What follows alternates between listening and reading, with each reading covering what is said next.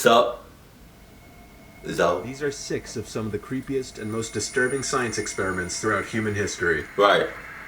Wow, throughout the human history? Number 6. Damn. The concept has become almost a staple in... What the fuck? Like, look at this shit. What the fuck could they possibly be doing on this guy or this person? What? You might as well just kill the motherfucker. Like, come on. Science fiction. Mind control. However, what if it's not as fictional as you may have thought? Scientists at the University of California were able to develop cyborg beetles by implanting electronic components into the beetles' cocoons. The insects could then actually be controlled via a remote control and instructed how and where to fly, almost like an RC helicopter. Messing with nature. Stop it. The experiment was then pushed a stage further when the military started to experiment on rats and implemented heat sensors and small cameras onto the tiny creatures. The fuck, man? The military's main goal with this is to create means of conducting safer search and rescue missions or for surveillance using the rats and beetles. Essentially, the scientists turn neurons in the rats' brains on and off using different colors of light. The really creepy part is that scientists believe this opens up the possibility for potential human mind control in the near future. I'll be damned somebody control my fucking shits. You got me fucked up. No, bitch. I'm not getting mind controlled. Right? Not like this. I think we're all, but I'm not getting mind controlled. My kids not getting mind controlled. My kids not getting mind controlled, and my kids isn't getting mind. You can nope. No, you're not putting nothing in here. No, fuck. You're not fuck. Number 5. Right. For decades, the Soviet Union actually created and maintained a secret lab known as the Chamber, Laboratory 1, and Laboratory 12, which led a sinister program to devise new methods of poisoning people. Beginning in 1921 and continuing for most of the 21st century, Sons of bitches. The Chamber was used as a covert research facility for secret police agencies. Right. Prisoners from Russian labor camps, or gulags, were exposed to a number of deadly poisons in the chamber, including mustard gas, ricin, digitoxin, and more. The purpose of which was to find a tasteless, odorless chemical that could not be detected in a dead body. Men and women of varying ages and physical conditions were brought to the laboratories, where they were given the poisons which would be mixed into a meal or drink, or served as a medication. Eventually, a preparation with the scientist's desired properties was developed, and it was called C2. Oh yeah? C2 was not detectable post-mortem, and according to witness testimonies, a victim who was given C2 changed physically, becoming shorter and weaker, and after falling silent and calm, died within only 15 minutes. Damn! People of varied physical conditions and ages were brought to the labs in order to have a more complete picture for the action of each poison. In addition to human experimentation, the scientists would also execute every prisoner brought down to the lab who survived the poisonous effects. You're fucking with, 4, like, the come on. Stanford prison experiments. Conducted at Stanford University on the morning of August 17th, 1971, a group of young men in the Palo Alto area received visits from local police officers and were arrested for armed robbery and burglary. Okay. Their neighbors watched on as the young men were searched, handcuffed, and forced into the back of the police cars, not realizing that it was all part of a prearranged setup. The students were taken to a Palo Alto police station where they were booked, fingerprinted, moved to a holding cell, and blindfolded. Finally, they were transported to the Stanford University Psychology Department, or as it was referred to for the experiments, the Stanford County Prison. The point of the experiment was to essentially demonstrate how authority and power dynamics affect a human being's capacity for evil. 24 male students of Stanford University were chosen and randomly assigned roles of either prisoners or guards, and the so-called Stanford County Prison was just a mock-designed prison in the basement of the Stanford Psychology Building. Those who were assigned as guards began to humiliate and psychologically abuse the assigned prisoners with little to no instruction to even do so. You motherfuckers. Some of the guards would do pointlessly cruel things to the prisoners, for instance, waking them up at off hours of the night and forcing them to do jumping jacks, or... No. See, I don't know if I can be a prisoner, because I need my full 8 to 9 hours of sleep. I need my beauty shits. That's all I'm saying. I be damn, you gonna wake me up in the middle of my deep ass sleep. You got me fucked up. Oh, and if I'm having a dream and you wake me up, you're fucking dead. Threatening them with batons and much worse. The prisoners in turn became submissive and depersonalized, taking the abuse and saying very little in protest. Right. When prisoners would request to leave the experiments, they would be told this is a real prison environment and they could not leave. Oh. A few prisoners started to experience slight mental breakdowns within a few days and were only then allowed to leave the experiments. God damn it! Fucked up! You don't know! I mean, God! I mean, Jesus Christ, I'm burning up inside, don't you know? I just fucking can't take it. I feel so fucked up inside. I feel really fucked up inside. You don't know. I gotta go. I can't talk or anything. Damn. I can't say that. I'm fucked up. I don't know how to explain it. I'm fucked up inside.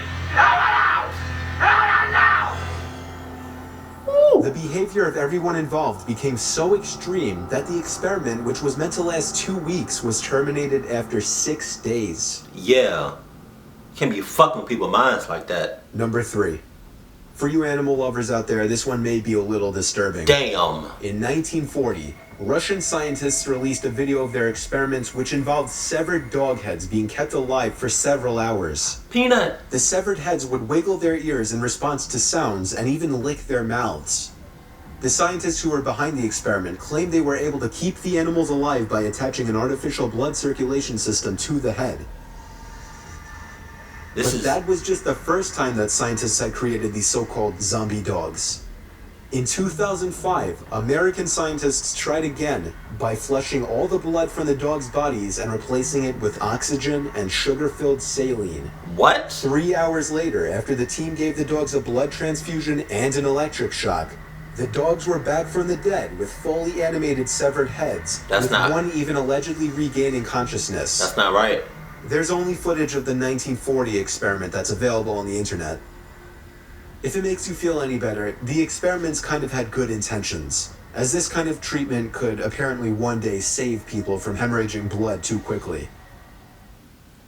Not gonna lie, that was really hard to look at. During the time of the Holocaust, the Nazis decided to perform several experiments on humans, causing the victims to suffer to unbearable degrees, and for the most part, resulted in death. These torturous experiments were done on concentration camp prisoners during World War II, most of whom were Jews. One of the most feared doctors during this time was Josef Mengele, who was also known as the Angel of Death. Oh my God. He lived in the Auschwitz concentration camp, and what he enjoyed most was experimenting with the genetics of twins and people with deformities. He experimented on over 1,000 pairs of twins, with only about 200 surviving the experiments. However, survivors of the experiments didn't live long regardless, as most were killed anyway. The Nazis wanted to know if a person's joints and limbs could be removed and transplanted into someone else. These cruel experiments led to scores of concentration camp prisoners having limbs needlessly amputated. The aim was to study the regeneration of bones, muscles, and nerves. Every attempt to transplant a limb or joint was a failure. Many were killed, mutilated, and exposed to excruciating pain. Sections of muscle, bone, and nerves were also removed in fruitless attempts to regenerate those body parts. Other horrific Nazi experiments also consisted of forcing victims to drink seawater in hopes that they would find a way to make seawater drinkable, but failed every single time. Scientists forced victims to drink only seawater and deprived them of all food and fresh water. The experiment became so unbearable that some victims actually licked a freshly mopped floor just to get a small amount of fresh water. Wow. Number 1. I thought we was on number 1, bitch. There have been many reports of North Korean human experimentation of prisoners in gas chambers, testing deadly chemical weapons, and surgery without anesthesia. These reports show human rights abuses similar to those of Nazi and Japanese human experimentation in World War II. The North Korean government, of course, denies these allegations and claims that all prisoners in North Korea are humanely treated. Which is bullshit.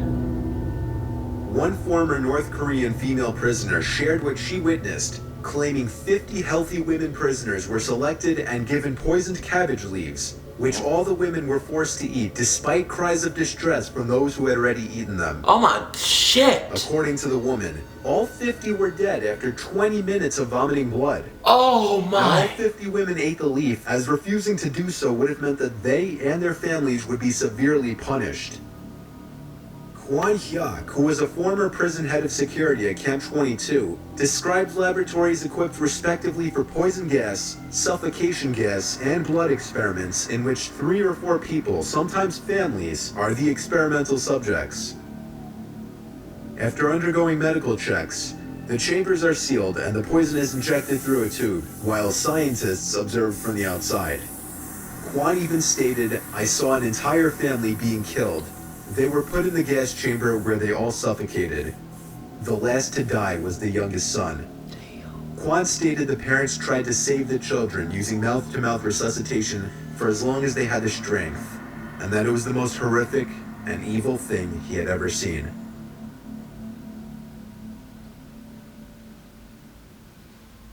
Oh my god.